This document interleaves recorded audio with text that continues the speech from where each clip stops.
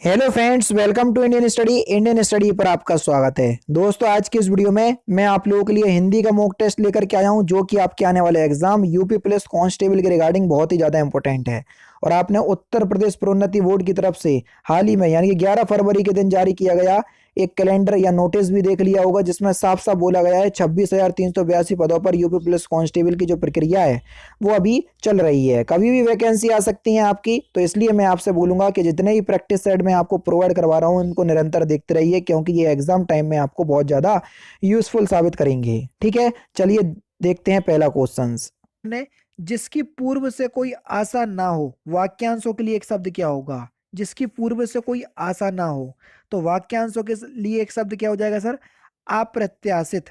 दूसरा option correct. निमिष शब्द का पर्यायवाची शब्द आपको बताना है कि निमिष का पर्यायवाची शब्द क्या होगा। तो निमिष का पर्यायवाची शब्द हो जाएगा क्षण। चौथा ऑप्शन करेक्ट। मुझसे उठा नहीं गया, वाक्य में वाच्य आपको बताना है कौन सा वाच्य है। मुझसे उठा नहीं गया, तो वाक्य में किस प्रकार का वाच्य है? तो भाववाच्य का उदाहरण होगा ये। तीसरा ऑप्शन करेक्ट। अपेक्षा का आपको विशेषण रूप बताना है कि अपेक्षा का विशेषण रूप क्या होगा। सिंपल और इंपॉर्टेंट क्वेश्चंस, जल्दी बताइए। तो सही आंसर हो जाएगा अपेक्षित। चौथा ऑप्शन करेक्ट। गोधूम शब्द का तद्भव आपको बताना है। गोधूम का तद्भव क्या होगा? गोधूम का तद्भव क्या हो जाएगा? गेहूं। पहला ऑप्शन करेक्ट। क्या होगा? गेहूं। निष्क कपट का आपको संधि विच्छेद बताना है कि निष्क कपट का संधि विच्छेद क्या होगा। तो सही आंसर आपका क्या हो जाएगा? नी प्लस कपट। पहला ऑप्शन करेक्ट। क्या होगा? नी प्लस कपट, पहला ऑप्शन करेक्ट। निम्नलिखित में से आपको शब्द की वर्तनी बताना है, कौन से शब्द की वर्तनी सही है। तो सही आंसर हो जाएगा आपका अनुग्रहित। हम इस प्रकार से लिखते हैं। दूसरा ऑप्शन यहाँ पर आपका बिल्कुल करेक्ट है। नेक्स्ट क्वेश्चन स्टार्ट करने से पहले मैं आपको बता दूं दोस्तों, अगर आप उत्तर प्रदेश के किसी भी एग्जाम की तैयारी कर रहे हैं, चाहे यूपी लेखपाल हुआ, UP triple S C PT हुआ, यूपी पुलिस कांस्टेबल हुआ, तो इन सभी से संबंधित कोर्स आपके अनअकैडमी के प्लस प्लेटफॉर्म पर चलाए जा रहे हैं। ये सारे एग्जाम की प्रिपरेशन आप यूपी पीएससी कैटेगरी और UP triple S C category के अंदर कर सकते हैं। इसमें जितने एग्जाम दे रहा है दिख रहा है वो तो है ही, और जो नहीं दिख रहा है जैसे यूपी लेखपाल, UP triple S C PT, UP police constable या उत्तर प्रदेश के अंदर जितने भी आगामी एग्जाम है, सभी की प्रिपरेशन कर सकते हैं केवल एक ही सब्सक्रिप्शन के साथ। आपको सब्सक्रिप्शन यूपीपीएससी और यूपी ट्रिपल एससी दोनों एक ही कैटेगरी है, उस कैटेगरी के अंदर आपको सब्सक्रिप्शन परचेस करना है। परचेस करने के जो है अपने चैनल का नाम इंडियन स्टडी, जो आपका नाम है, बस विदाउट स्पेस आपको अप्लाई करना है। आपको दिख रहा होगा चैनल पे इंडियन स्टडी, ये आपको अप्लाई करना है विदाउट स्पेस। तो आपको कोई भी सब्सक्रिप्शन परचेस करने के लिए इंस्टेंट 10% का डिस्काउंट मिलेगा। और एक बार आप परचेस कर लोगे फिर आपका काम खत्म, आपका काम पढ़ने का है, बाकी काम अनअकैडमी का रहेगा। तो इसलिए अगर आप सारे एग्जाम की तैयारी करना चाह रहे हैं, उत्तर प्रदेश के जितने भी अंदर अंदर आगामी एग्जाम है, तो आप सब्सक्रिप्शन जरूर परचेस कर लीजिएगा और जरूर से चेकआउट कीजिएगा, डिस्क्रिप्शन में लिंक है। नेक्स्ट क्वेश्चन से आपका कि ओपत यका का अर्थ आपको बताना है कि ओपत यका का अर्थ क्या होगा। तो सही आंसर आपका क्या हो जाएगा? उपत यका का जो अर्थ होगा वो क्या हो जाएगा सर? पर्वत के पास की भूमि। चौथा ऑप्शन करेक्ट। क्या होगा? पर्वत के पास की भूमि। चौथा ऑप्शन करेक्ट। साधोनी का उच्चारण स्थान क्या होगा, ये हमसे पूछा है। साधोनी का उच्चारण स्थान, तो सही आंसर हो जाएगा आपका तालु। तीसरा ऑप्शन करेक्ट। अत्यंत शब्द में आपको प्रयुक्त उपसर्ग बताना है कि अत्यंत शब्द में कौन सा उपसर्ग प्रयुक्त हुआ है। सिंपल और इंपॉर्टेंट क्वेश्चन। तो इसमें यति उपसर्ग है, अति उपसर्ग। चौथा ऑप्शन से यहाँ पर आपका बिल्कुल करेक्ट है। चौराहा शब्द में आपको समास बताना है। पहला पद संख्यावाचक हो तो कौन सा समास होगा? दिग्गु समास, चार रास्तों का समूह, उसी को बोलते हैं चौराहा। चौथा ऑप्शन से यहाँ पर आपका बिल्कुल करेक्ट होगा। रा का आपको उच्चारण स्थान बताना है कि क्या होगा। हालांकि ये है अंगा, का खा गा गा अंगा। अंगा का आपको उच्चारण स्थान बताना है कि क्या होगा। तो सही आंसर हो जाएगा आपका ये नासिक का ध्वनि है। पहला ऑप्शन करेक्ट है। कौन सी सर? नासिक का ध्वनि है। पहला ऑप्शन से यहाँ पर आपका बिल्कुल करेक्ट हो जाएगा। चार गज मलमल में कौन सा विशेषण है? चार गज मलमल, तो सही आंसर हो जाएगा आपका परिमाण बोधक। तीसरा ऑप्शन करेक्ट है। नेक्स्ट क्वेश्चन से आपका कि शीश का तत्सम रूप क्या होगा, जल्दी बताओ। शीश का तत्सम रूप,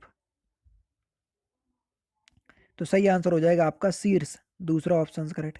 हिंदी भाषा में कितनी बोलियां हैं? हिंदी भाषा में 5 उपभाषा है, उसकी 18 बोलियां हैं। तीसरा ऑप्शन करेक्ट है। आंख की किरकिरी होना, इस मुहावरे का सही अर्थ क्या है? आंख की किरकिरी होना, इस मुहावरे का सही अर्थ क्या है? कष्टदायक होना। तीसरा ऑप्शन करेक्ट है। निम्नलिखित में से मौखिक अभिव्यक्ति का रूप क्या है? तो मौखिक अभिव्यक्ति का रूप क्या है? तो सही आंसर हो जाएगा आपका आशु भाषण। चौथा ऑप्शन यहाँ पर आपका बिल्कुल करेक्ट है। निम्नलिखित में से किस देश में हिंदी भाषा को का प्रयोग लिखने और बोलने के लिए किया जाता है? तो सही आंसर हो जाएगा मॉरिशस देश। चौथा ऑप्शन करेक्ट है। भारतेंदु युग में निकलने वाली पत्रिका युग्म कौन सी है? भारतेंदु भारतेंदु युग में निकलने वाली पत्रिका युग्म। तो सही आंसर हो जाएगा कवि वचन सुधा और हिंदी प्रदीप। पहला ऑप्शन करेक्ट है। तद्भव पत्रिका के संपादक का नाम, तद्भव पत्रिका नाम है, पत्रिका का नाम है, इसके संपादक का नाम आपको बताना है। अखिलेश जी। चौथा ऑप्शन करेक्ट है। 12 बरस लो कुकुर जीवे अरु 13 लो जिये सियार, पंक्ति किसकी है? तो ये जो पंक्ति है ये जगनिक की है। चौथा ऑप्शन करेक्ट है। निम्नलिखित में से कौन सी व्याकरण और वर्तनी से शुद्ध भाषा कहलाती है? तो सही आंसर आपका क्या हो जाएगा? मानक भाषा। चौथा ऑप्शन करेक्ट। सूर सागर किस भाषा की रचना है? सूर सागर ये ब्रज भाषा की रचना है। तीसरा ऑप्शन करेक्ट है। वीरों का कैसा हो बसंत कविता किसने लिखी? तो सही आंसर आपका क्या हो जाएगा? सुभद्रा कुमारी चौहान। दूसरा ऑप्शन से यहाँ पर आपका बिल्कुल करेक्ट होगा। निम्नलिखित में से कौन सा रासो आला खंड के नाम से भी जाना जाता है? सिंपल और इंपॉर्टेंट क्वेश्चंस। परमाल रासो। तीसरा ऑप्शन करेक्ट है। किस वाक्य में सकर्मक क्रिया नहीं है? सकर्मक क्रिया ऐसी क्रिया है जिनको पूरा करने के लिए भारी साधन की आवश्यकता होती है, सकर्मक सकर्मक क्रिया है। और जिनको पूरा करने के लिए भारी साधन की आवश्यकता नहीं होती है तो वो कहलाएंगे आपकी अकर्मक क्रिया। तो जाहिर सी बात है जब सकर्मक क्रिया नहीं होगी तो अकर्मक क्रिया होगी। मोस्ट प्रोबेबली बात है ये, है ना। देखो श्याम रोता है, रोने के लिए किसी भारी साधन की आवश्यकता नहीं होगी, इसलिए ये अकर्मक है ना कि सकर्मक। निम्नलिखित में से क्रिया विशेषण शब्द कौन सा है? वह धीरे से बोलता है। पहला ही ऑप्शन से यहाँ पर आपका बिल्कुल करेक्ट हो जाएगा। किस विकल्प में सूत और सुत शब्द का सही अर्थ दिया है? सूत और सुत। सूत का मतलब होता है आपका धागा और सुत का मतलब होता है पुत्र। तीसरा ऑप्शन करेक्ट। कृतग और कृतघ्न शब्द का सही अर्थ भेद आपको बताना है। कृतज्ञ का मतलब होता है उपकार मानने वाला और कृतज्ञ का मतलब होता है उपकार ना मानने वाला। दूसरा ऑप्शन करेक्ट है। निशिदिन बरसत नयन हमारे, इस पंक्ति में कौन सा रस है?